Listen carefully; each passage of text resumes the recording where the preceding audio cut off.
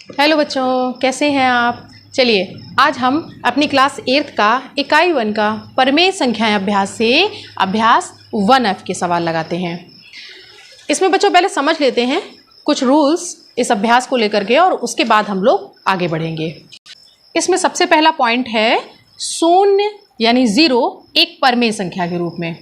बच्चों हमें पता है परमेय संख्या का रूप क्या होता है, P/Q रूप। ये वाला फॉर्म होता है जिसमें Q नॉट इक्वल टू 0 और P क्या है, पूर्णांक है। ये वाला फॉर्म होता है। अब 0 को हमें रखना है पूर्णांक संख्या के रूप में, परमेय संख्या के रूप में। शून्य को अब हमें परमेय संख्या के रूप में लिखना है। तो कैसे लिखेंगे, इसके बटे 1 कर दें, 2 कर दें, 3 कर दें, या माइनस में ले लें -1, 0 बटे -2, -3। तो इसके बटे में कुछ भी हो सकता है, लेकिन 0 बटे 0 नहीं हो सकता, क्योंकि अभी अभी बताया कि जो Q है यानी हर है वो शून्य के बराबर नहीं होगा। तो इसलिए यहाँ पर इस तरीके से भी नहीं हो सकता कि ऊपर पूर्णांक हो और नीचे शून्य हो। ये वाली पोजीशन भी नहीं होगी आपकी। तो इस प्रकार से शून्य को हम परमेय संख्या के रूप में, यानी कि नीचे धनात्मक पूर्णांक या ऋणात्मक पूर्णांक के साथ ही लिख सकते हैं। इसके प्रगुण देखते हैं। पहला क्या है, योग का तत्समक अवयव। योग का तत्समक अवयव क्या है शून्य के लिए, देखिए किसी भी पूर्णांक संख्या में अगर हम शून्य जोड़ दें तो हमें वही पूर्णांक संख्या वापस मिल जाती है, चाहे वो ऋणात्मक हो या धनात्मक हो। इसीलिए शून्य को योग का तत्समक अवयव भी कहते हैं। दूसरा पॉइंट क्या है, परमेय संख्या का शून्य से गुणा।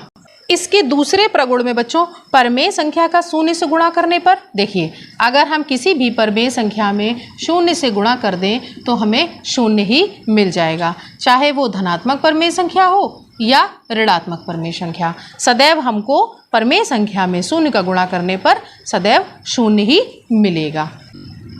ये देख लीजिए। अगला है इसमें 1 यानी 1 एक परमेय संख्या के रूप में। देखिए परमेय संख्या का रूप तो यही है, अभी हमने शून्य को लिखा था परमेय संख्या के रूप में, अब हम 1 को लिखते हैं। तो 1 को कैसे लिखेंगे, 1/1, 1/2, 1/3, या इसको हम माइनस वाले पूर्णांकों के साथ भी प्रयोग कर सकते हैं। देखिए धनात्मक हो या ऋणात्मक हो, लेकिन शून्य नहीं हो सकता। 1/0 इसे हम नहीं लिख सकते। तो ये हो जाता है बच्चों 1 यानी 1 को एक परमेय संख्या के रूप में कैसे कैसे हम दर्शा सकते हैं या लिख सकते हैं। इसका भी प्रगुण है एक। इसका प्रगुण क्या है, गुणा का तत्समक अवयव। तत्समक अवयव किसे कहते हैं, जिसे गुणा करने पर या योग करने पर उस परमेय संख्या पर कोई भी फर्क ना पड़े, हमें उत्तर वही वापस मिल जाए। तो जैसे वहाँ पर था शून्य के लिए योग का तत्समक अवयव, हम किसी भी संख्या में जोड़ देते थे तो वहाँ पर परमेय संख्या हमें वही प्राप्त हो जाती थी। तो गुणा का तत्समक अवयव क्या है कि किसी भी परमेय संख्या में यदि हम 1 का गुणा कर दे तो हमें वापस वही परमेय संख्या मिल जाएगी। देखिएगा, चाहे वो धनात्मक हो या ऋणात्मक हो।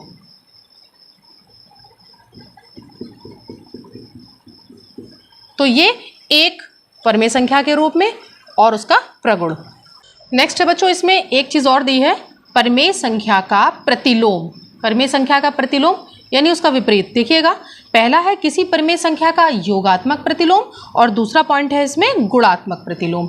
योगात्मक प्रतिलोम क्या हुआ, किसी भी परमेय संख्या का, किसी भी परमेय संख्या का योगात्मक प्रतिलोम वह संख्या हुई जिसे उसके साथ जोड़ देने पर यानी योग कर देने पर हमारा जो योगफल है वो क्या आ जाए, शून्य आ जाए। P/Q के लिए क्या हो जाएगा, माइनस का P/Q। जैसे कि यहाँ पर हम लेते हैं माइनस का 5, इसके लिए योगात्मक प्रतिलोम कितना हो जाएगा, 5 हो जाएगा। यदि यहाँ पर धनात्मक दी है आपको परमेय संख्या तो इसके लिए योगात्मक प्रतिलोम कैसा हो जाएगा, ऋणात्मक हो जाएगा, ताकि ये सॉल्व होने पर कैसा हो जाएगा, शून्य हो जाएगा। देखिए ये प्लस का रहेगा और ये प्लस माइनस माइनस, और प्लस माइनस क्या हो जाएगा, शून्य हो जाएगा। तो किसी भी परमेय संख्या का योगात्मक प्रतिलोम उसकी विपरीत या ऋणात्मक संख्या भी कहलाती है। सेकंड पॉइंट है परमेय संख्या का गुणात्मक प्रतिलोम। गुणात्मक प्रतिलोम क्या होता है, किसी भी परमेय संख्या का गुणात्मक प्रतिलोम वह परमेय संख्या है यदि उसके साथ उसका गुणा कर दिया जाए तो हमें उत्तर सदैव क्या मिले, 1 मिले, यानी गुणनफल हमारा क्या मिले, हमको 1 मिले। जैसे अभी हमने बताया था -5 के लिए यहाँ पर योगात्मक में, देखिए गुणात्मक में कितना हो जाएगा, 1/-5 हो जाएगा, तो इससे क्या हो जाएगा, ये 1 मिल जाएगा हमको। यदि यहाँ पर -5/8 है तो इसमें हम गुणा किसका कर दें, 8/-5 का, जिससे कि यहाँ पर भी इसका उत्तर कैसा हो जाएगा, 1 आ जाएगा। x के साथ में क्या लिखा है गुणात्मक प्रतिलोम, 1/x। x के साथ में इसको हम यह भी लिख सकते हैं, x पे घात -1, इस प्रकार से भी इसको हम लिख सकते हैं। और 0 के लिए कोई भी गुणात्मक प्रतिलोम नहीं होता है बच्चों, ठीक है। एक चीज़ और यहाँ पर कि -1 के लिए गुणात्मक प्रतिलोम -1 होता है, क्यों, क्योंकि यहाँ पर इसका उत्तर क्या आ जाएगा, 1 आ जाएगा, चूँकि इसलिए ये एकमात्र अकेली संख्या है -1। यदि इसका इसी के साथ में हम मल्टीप्लाई कर दें तब भी हमें क्या मिल जाएगा, 1 मिल जाएगा यहाँ पर। तो ये थे बच्चों इसके कुछ नियम अभ्यास के। अब हम लोग लगाते हैं अभ्यास के सवाल। क्वेश्चन नंबर 1 आपके अभ्यास का क्या दिया हुआ है, सत्य और असत्य जो सही हो वो लिखें इनके आगे। तो पहला प्रश्न इसके अंदर दिया है बच्चों, -6/7 + 6/7 परमेय संख्या नहीं है। देखिएगा ये माइनस का है और ये प्लस का है, इसका उत्तर कितना आएगा, 0 आएगा, और 0 एक परमेय संख्या है, तो ये कैसा हो गया, असत्य हो गया। आगे दूसरा दिया हुआ है, परमेय संख्याओं में योग का तत्समक अवयव 0 है। परमेय संख्याओं में योग का तत्समक अवयव 0 है, यानी कि किसी भी परमेय संख्या में यदि हम 0 जोड़ दें तो हमें वही परमेय संख्या वापस मिल जाएगी, तो इसका मतलब ये सही है। कैसा हो गया, ये सत्य हो गया। नेक्स्ट दिया है, परमेय संख्या 0 का योगात्मक प्रतिलोम नहीं होता है। यह भी बात असत्य है इनकी बच्चों, योगात्मक प्रतिलोम होता है 0 का। आगे, किसी ऋणात्मक संख्या का योगात्मक प्रतिलोम एक धनात्मक परमेय संख्या होती है। जी बिल्कुल, अभी अभी हमने देखा ऋणात्मक परमेय संख्या का योगात्मक प्रतिलोम कौन हो गया, एक धनात्मक परमेय संख्या होती है, तो ये कैसा हो गया आपका, सत्य हो जाता है। नेक्स्ट है, परमेय संख्याओं में घटाने का तत्समक अवयव 0 है। ये कैसा हो गया, असत्य है।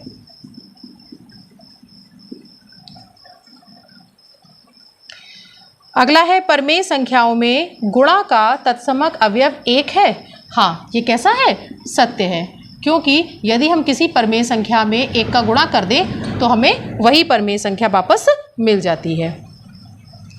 नेक्स्ट है बच्चों, एक ऋणात्मक परमेय संख्या का गुणात्मक प्रतिलोम एक ऋणात्मक परमेय संख्या होती है। हाँ बिल्कुल, क्योंकि यदि हम यहाँ पर 3/5 इन्होंने हमें दिया है और इसका गुणात्मक प्रतिलोम निकालना है हमें, तो वो क्या हो जाएगा, 5/-3, यानी कि ये 1 बनाने के लिए ऋणात्मक ही इसका प्रतिलोम चाहिए होगा, किसमें, गुणात्मक के लिए। तो ये कैसा हो गया आपका, सत्य हो गया। लास्ट है, यदि परमेय संख्या x का योगात्मक प्रतिलोम x है तो x = 0 होगा। यह भी आपका बिल्कुल सत्य है। तो ये बच्चों आपका पहला प्रश्न कंप्लीट हो जाता है। नेक्स्ट बच्चों, सेकंड क्वेश्चन क्या दिया हुआ है, रिक्त स्थानों की पूर्ति करें। यहाँ पर पहला सवाल हमें दिया है -5/12 प्लस यहाँ पर क्या आना चाहिए जिससे कि -5/12 ही आ जाए। तो यहाँ पर क्या हो जाएगा, 0 आ जाएगा, जो कि तत्समक अवयव है, योगात्मक तत्समक अवयव है, क्योंकि इसमें 0 को जोड़ देने पर कोई भी फर्क नहीं पड़ेगा आपका। नेक्स्ट है दूसरा, -4/5, इसमें से क्या माइनस कर दें कि यहाँ पर 0 ही आ जाए। तो देखिए योगात्मक प्रतिलोम अगर लेते हैं तो हमें वापस 4/5 लेना होगा, जिससे कि -4/5 और यह हो जाएगा आपका प्लस का 4/5, और ये ऑटोमेटिकली 0 हो जाएगा। तो यहाँ पर कितना आ जाएगा, -4/5 ही आ जाएगा। तीसरा देखिए, 1/-2 के होल पावर -1 दिया है। यहाँ पर -1 है, रिवर्स हो जाएगा, इसको जब ऊपर लाएंगे तो कितना आ जाएगा, -2 ऊपर आ जाएगा यहाँ पर। फोर्थ देखिए, -2/3 गुणते 3/4, इसका पूरे का पावर लिखा है -1। देखिए बच्चों यहाँ पर 3 से 3 कट रहा है, यहाँ 2 एकम 2 और 2 दूनी 4, तो कितना बचेगा यहाँ पर अगर देखेंगे तो -1/2 पे घात -1 बचेगा, और जिसको हम ऊपर लेके आएंगे तो हमारे पास -2 ही बचेगा यहाँ पर भी। क्वेश्चन नंबर 3 यहाँ पर कह रहा है बच्चों, प्रत्येक स्थिति में x का मान बताइए। यहाँ पर हमें 6 सवाल दिए हुए हैं और हर एक में हमें x की वैल्यू फाइंड करनी है। तो चलिए निकालते हैं एक एक करके। यहाँ दिया है 2/3 गुणते x बराबर 1, तो क्या हो जाएगा, x बराबर 3 का गुणा 1 के लिए हो जाएगा, तो 1 गुणे 3 और 2 कहाँ आ जाएगा इधर, तो x बराबर हो जाएगा आपका 3/2, ये वैल्यू आ गई आपकी। सेकंड में देखते हैं, माइनस का 3/4 प्लस x बराबर 0, तो देखिएगा x बराबर 0 और ये उधर जाएगा तो माइनस माइनस का 3/4 हो जाएगा, तो कितना हो जाएगा, x बराबर ये प्लस का हो जाएगा 3/4 आपका, ये हो गया x की वैल्यू। यहाँ देखिए x गुणते माइनस का 5/4 बराबर 1 दिया हुआ है, तो यहाँ पर अगर हम क्रॉस मल्टीप्लाई करवा दें, 1 के नीचे भी अगर 1 कर दें और क्रॉस मल्टीप्लाई कर दें, तो देखिएगा x बराबर कितना हो जाएगा, ये जो 4 है वो ऊपर चला जाएगा उस साइड और ये जो माइनस का 5 है वो नीचे आ जाएगा, x बराबर आ जाएगा 4/-5। यहाँ देखिए x गुणते माइनस का 6/-7 बराबर 1, यहाँ पर भी हमें क्रॉस मल्टीप्लाई करना होगा, तो x बराबर कितना हो जाएगा, यहाँ ऊपर अंश में देखिए यहाँ 1 है, नीचे भी हर में 1 कर लो, तो ऊपर कितना हो जाएगा माइनस का 7, नीचे कितना आ जाएगा माइनस का 6, तो या तो ये भी इसका आंसर है या आप इसको 7/6 धनात्मक भी बना करके लिख सकते हैं। नेक्स्ट में देखिए माइनस का 5/4 गुणे 4/-5, तो x बराबर कितना हो जाएगा, यहाँ तो पूरा ही जा रहा है सब कुछ, देखिएगा 4 से 4 और -5 से -5, यानी कि ये क्या हो रहा है 1, ये गुणात्मक प्रतिलोम लिखे हुए हैं एक दूसरे के, तो x बराबर कितना आ जाएगा 1 आ जाएगा। नेक्स्ट है इसमें माइनस का 7/6 प्लस 7/6, तो x बराबर कितना आ जाएगा बच्चों, देखिए ये माइनस का है ये प्लस का है, यहाँ 0 हो जाएगा, ये क्या लिखा हुआ है इसका, ये यहाँ पर योगात्मक प्रतिलोम लिखा हुआ है, तो ये आपका क्वेश्चन नंबर 3 कंप्लीट हो जाता है। नेक्स्ट क्वेश्चन नंबर 4, इन्होंने कहा योगात्मक प्रतिलोम बताइए, यहाँ पर हमें 4 परमेय संख्याएं दी हैं और उनका योगात्मक प्रतिलोम हमें बताना है। योगात्मक प्रतिलोम यानी कि जिसको हम जोड़ दें इसमें और उनका उत्तर कितना हो जाए, 0 हो जाए, तो देखिए यहाँ पर कितना लिखा है 1/2, 1/2 का योगात्मक प्रतिलोम कितना हो जाएगा, माइनस का 1/2 हो जाएगा, यदि इन दोनों को हम जोड़ दें तो उत्तर कितना आ जाएगा, 0 आ जाएगा। दूसरा देखिए माइनस का 3/8 दिया है यहाँ पर, तो 3/8 का योगात्मक प्रतिलोम कितना हो जाएगा, 3/8 हो जाएगा, यानी धनात्मक आ जाएगा आपका, तभी ये 0 होने वाला है। 0 के लिए क्या होगा, 0 के लिए 0 ही होगा। आगे -4/-7, तो देखिए -4/-7 ये एक प्रकार से क्या है, धनात्मक है 4/7, और धनात्मक के लिए क्या लेना पड़ेगा हमें, माइनस लेना पड़ेगा, तो माइनस का 4/7 जो हो जाएगा वो इसका योगात्मक प्रतिलोम हो जाएगा। इन दोनों का योग कर देंगे अगर हम, तो यहाँ पर हमें 0 मिल जाएगा। चलिए अगला प्रश्न देखते हैं, क्या दिया हुआ है, क्वेश्चन नंबर 5, इसमें दिया है गुणात्मक प्रतिलोम बताइए। देखिए बच्चों, गुणात्मक प्रतिलोम में क्या होता है, एक ऐसी परमेय संख्या का गुणा कर देना इसके साथ में जिससे कि इसका उत्तर कैसा हो जाए, 1 आ जाए। तो देखिए 8/13 दिया हुआ है, 8/13 में हम कितने का कर दें गुणा, 13/8 का यदि कर दें तो ये कितना हो जाएगा, ये 1 आ जाएगा। तो आपकी गुणात्मक प्रतिलोम संख्या कौन सी हो जाएगी, 13/8 हो जाएगी। -6/19 के लिए क्या हो जाएगा, 19/-6 हो जाएगा। इसका यदि हम गुणा कर देंगे तो यहाँ पर भी 1 आ जाएगा। 17/-16 के लिए कौन हो जाएगा, यहाँ हो जाएगा -16/17। आगे देखते हैं, -9 के लिए कितना हो जाएगा, 1/-9 हो जाएगा। इसका विपरीत 1/-9, जिसमें कि हमें 1 बच जाएगा इसका अगर हम गुणा कर देते हैं। यहाँ पर 17 के लिए कितना हो जाएगा, 1/17 हो जाएगा, तब यहाँ पर 1 आ जाएगा। यहाँ देखिए 2/5 गुणते 9/4, तो यहाँ पहले इसको सॉल्व कर लेते हैं। 2 एकम 2, 2 दूनी 4, कितना बचा, 9 एकम 9 और नीचे 10 बचा यहाँ पर, तो 9/10 है ये। 9/10 के लिए इसका प्रतिलोम क्या हो जाने वाला है, गुणात्मक प्रतिलोम 10/9 हो जाएगा। 10/9 अगर हम इसका गुणा कर दें तो यहाँ पर हमें 1 मिल जाएगा। तो ये बच्चों आपका 5वां क्वेश्चन कंप्लीट हो जाता है। क्वेश्चन नंबर 6, ये बच्चों आखिरी प्रश्न है आपकी 1F एक्सरसाइज का। यहाँ दिया हुआ है, सरल कीजिए, -32 गुणते 5/-14 गुणे -3/-20 गुणे 0 और गुणे -13/5। इसे सरल करने के लिए दिया है बच्चों। देखिए सरल तो करना एक बात की बात है, इसमें यहाँ पर क्या लिखा है, बीच में एक परमेय संख्या हमको यहाँ 0 दी हुई है, और 0 का हम किसी भी संख्या में यदि गुणा कर दें तो वो पूरी संख्या कैसी हो जाती है, हमारी 0 हो जाती है। तो यानी कि अगर इस पूरी संख्या में हम 0 का गुणा कर देंगे तो क्या हो जाएगा, इसका आंसर 0 ही आ जाएगा। इसी के साथ ही बच्चों आपका 1F एक्सरसाइज परमेय संख्याओं के लिए कंप्लीट हो जाता है।